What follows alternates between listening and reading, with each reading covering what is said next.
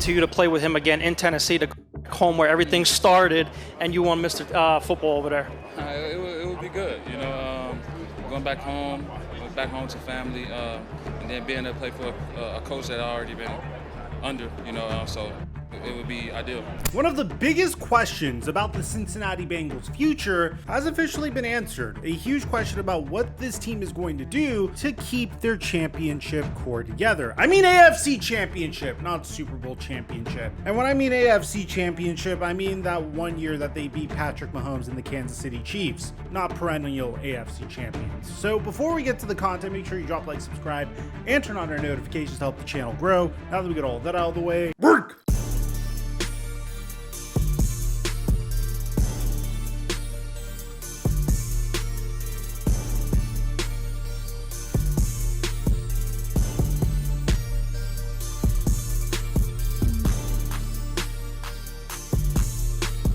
My Super Bowl picks that I made in my content with the Patrick Mahomes free square didn't hit, but the one that I posted onto my story did hit, and you guys let me know how much money you made in my DMs. And now that the NFL season's over, we're officially directing our attention to the NBA. I give away my picks for free at The Flight Mike on Instagram, and right now when you sign up for Prize Picks, use promo code FlightMike to get up to a $100 deposit match when you sign up on Prize Picks. Or you can just use my link in the description down below. And thank you, Prize Picks, for the sponsor. Mic check 1 2 1 2. What's going on, everybody? The Cincinnati Bengals haven't had this much excitement around their roster since I've been a football fan, to be honest. I don't think the core around Carson Palmer, TJ Houshmandzadeh, ooh, I said his name right, right? And Chad Ochocinco was this exciting. I don't even think it was this exciting during that one year when they had Carson Palmer, Chad Ochocinco, and T.O. on the same roster, although that would have made for great content back then. I don't think it was this exciting when they had AJ Green and Andy Dalton leading the way, because the core of Joe Burrow, Jamar Chase, and T. Higgins has been one of the most exciting cores that we've ever seen for the Cincinnati Bengals. A core that almost won the Super Bowl a few years back, and a core that could have potentially won a Super Bowl 2 years ago. When this team is fully healthy and has Joe Burrow, Jamar Chase, and T. Higgins firing on all cylinders, with Trey Hendrickson and DJ Reader on the defensive side of the ball getting to the quarterback, this team is absolutely unstoppable. They made remarkable adjustments this past year to try to further protect Joe Burrow, primarily by signing Orlando Brown Jr., and that itself yielded some mixed results. The Cincinnati Bengals got off to a very rocky start, primarily because Joe Burrow was fighting an injury this year, and right when it seemed like they were beginning to hit their stride, Joe Burrow went down with a season-ending injury. And just like that, the final year of Joe Burrow's rookie scale contract is gone. Yes, he signed a contract extension to make him the highest paid quarterback in the NFL, but that doesn't really kick in until this year. On top of that, there are questions in regards to what do you do about the pieces surrounding Joe Burrow? What do you do about Jamar Chase? What do you do about T. Higgins, whose contract expires this offseason? This has been a looming question for the Cincinnati Bengals all season long, because there's no question in anyone's mind they essentially have two wide receiver ones on the roster. T. Higgins is good enough to be the #1 wide receiver on most teams in the NFL. Jamar Chase is a Cincinnati Bengal because of the connection that he formed with Joe Burrow when they were in college at LSU. Regardless, drafting Jamar Chase completely opened up the Cincinnati Bengals offense, so no one's saying that that was the wrong decision. But the question is, what do you do when you have two wide receiver ones on your roster and both need to be paid as such? Well, that's when the Cincinnati Bengals found themselves in some trouble. In addition to this, they have Tyler Boyd on the roster, who's more than capable as a wide receiver, so you pretty much have three wide receivers that are incredible, and you need to figure out how to retain all of them. And it seems like the Cincinnati Bengals made their decision as how they're going to do that. You see, throughout the offseason, T. Higgins teased the idea of leaving the Bengals. I mean, I know you're a professional athlete, but when you see that kind of money, does that surprise, shock you a little bit? Heck yeah, that's life-changing, man.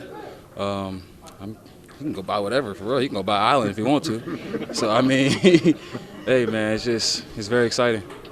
Do you expect there to be some furious negotiations over the next couple of days between your representation and the Bengals? I hope.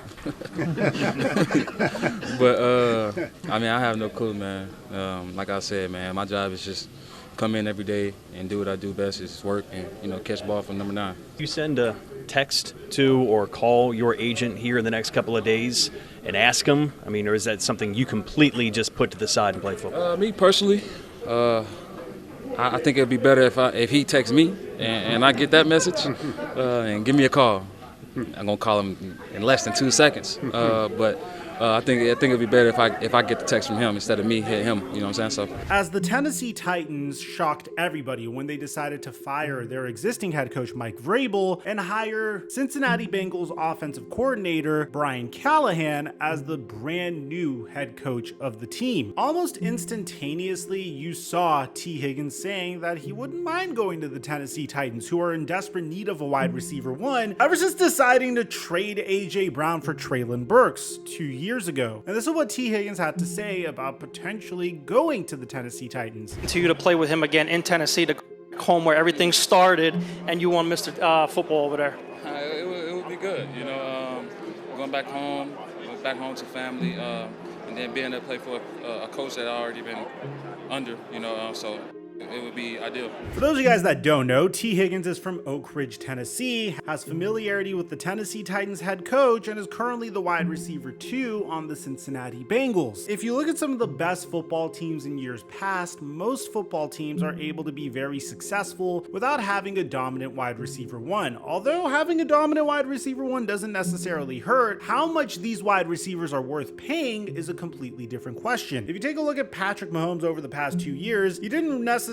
have a top 10, top 20, top 30, top 40, hell, even a top 50 wide receiver on his offense. No offense to Marquez Valdez-Scantling or Sky Moore. The only dependable target that Patrick Mahomes has had that's an all-pro was Travis Kelce. And Travis Kelce wasn't necessarily the same version of himself this past year because he was busy dating Taylor Swift, and Taylor Swift just happened to suck 60% of the talent out of Travis Kelce, at least during the regular season. Now, during their Super Bowl run is a completely different story. Jokes aside, the Chiefs have been trying to figure out a way to get valuable talent for an undervalued price via the NFL draft. Whether that was Sky Moore during the 2022 NFL draft or Rashee Rice during the 2023 NFL draft. Whether that was taking a flyer on John Ross, who was selected 1 pick before Patrick Mahomes during the 2017 NFL draft, or bringing in Juju Smith-Schuster on a prove-it deal. At the end of the day, the Kansas City Chiefs were able to get it done without a true number 1 wide receiver and invested in defense instead. Whereas if you take a look at the Philadelphia Eagles, they were able to make it to the Super Bowl while having a top 5 highest paid wide receiver in the NFL in the form of A.J. Brown, but they weren't able to win it, and this past year, they came crashing down to earth, and eventually they're going to have to figure out how much Devontae Smith is going to be worth to that team. So it's a very big conundrum that one person must solve. Is a wide receiver 1 that is making $30 million a year annually worth it in order to win a Super Bowl? Because at the same time, a wide receiver 1 that is getting paid significant amounts of money definitely makes life a little easier for your quarterback. But what about having 2 players that are capable of being a wide receiver 1? We haven't really seen that before, and while the Cincinnati Bengals originally had Jamar Chase on a rookie contract and T. Higgins on a rookie contract and Joe Burrow on a rookie contract, a decision needed to be made here. And when you hear Shannon Sharp saying that if I was playing today, Will Levis would be my preferred QB, T. Higgins just named Nashville as a potential free agent destination, Brock Bowers named Tennessee as his number 1 draft destination, then I would start to feel a little worried. T. Higgins was a prime trade candidate during the trade deadline, but the Bengals refused to move on from him. In terms of Jamar Chase, this is what he thinks is going to happen. Lord knows I want to do that. But we'll see what happens. When he was asked about T. Higgins and whether or not the Bengals would keep T. Higgins, he said that's a good question. Who knows? It depends on how much I'm taking. It depends at the end of the day, because then I might not really be taking a cut. It might come from somewhere else. This is where it gets a little challenging. Tyreek Hill is the NFL's highest paid wide receiver, getting paid $30 million a year annually. Devontae Adams isn't that far off of that. Those wide receivers are either 30 or close to 30. So what about a 25-year-old wide receiver who has yet to get his first big contract? Well, according to Albert Breer, he's expecting the Cincinnati Bengals to franchise tag T. Higgins. Breer says T. Higgins and Brian Burns could be tagged to trade candidates. In Higgins' case, it's because the Bengals have a bigger deal for Jamar Chase on the horizon. Now, nobody ever wants to lose a player as good as T. Higgins, which is why the Bengals are using the franchise tag in the first place. While there are some long-term ramifications for handing out a multi-year deal, the team can afford to keep him around in 2024. Right now, Cincinnati has $61.38 million in cap space, and they can get more by cutting someone like Joe Mixon. However, there are 2 major hurdles here. First off, nobody knows if T. Higgins would even play on the franchise tag because he he missed 5 games to injury last year, and another injury-plagued campaign could hurt his long-term earnings. He doesn't want to play on a 1-year deal, even if it's for roughly $21.6 million. Secondly, if T. Higgins is willing to play on the franchise tag, do the Bengals want to be in the same situation next year? Cincinnati could probably get a first-round pick for Higgins, and this draft is loaded with talent at wide receiver. While there is no such thing as a 100% safe bet in the NFL draft, they could use that pick to get another cost-controlled playmaker for a fraction of the cost. Is 1 year of Higgins worth missing out just for that? So here's where it gets really interesting. You need to find a team that is loaded with draft capital that would be willing to trade you a first-round pick for T. Higgins. But at the same time, you fall into the same problem that I mentioned in my Justin Jefferson video. Who would want to give up a first-round pick to sign T. Higgins to a max contract offer? The dream scenario is trying to replicate what the Minnesota Vikings did with Stephon Diggs when they traded Stephon Diggs to the Buffalo Bills for the pick that eventually became Justin Jefferson. But sometimes